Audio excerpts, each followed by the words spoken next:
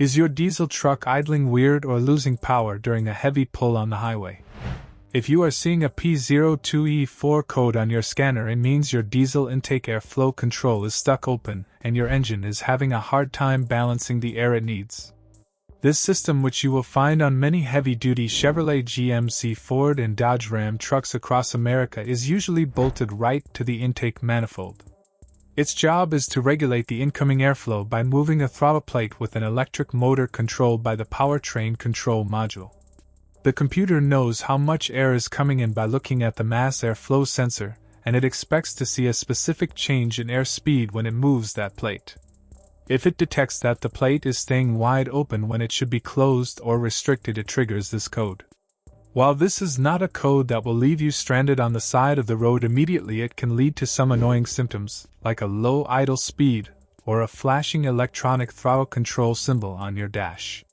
The biggest long-term problem is that your diesel particulate filter will not be able to run its regeneration cycle to burn off all that soot buildup because the airflow is not being controlled correctly.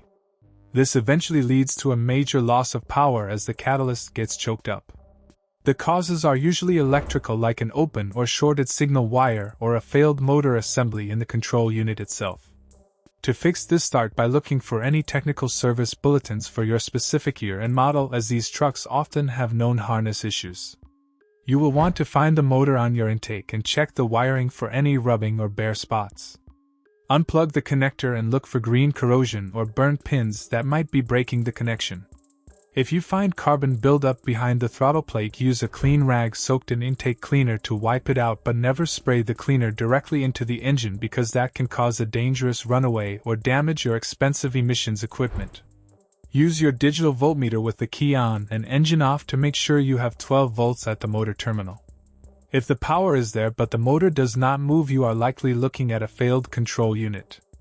You should definitely head to a professional shop if you suspect the powertrain control module itself is failing, because replacing one requires a specific calibration to your vehicle, which is not something you can easily do in your driveway.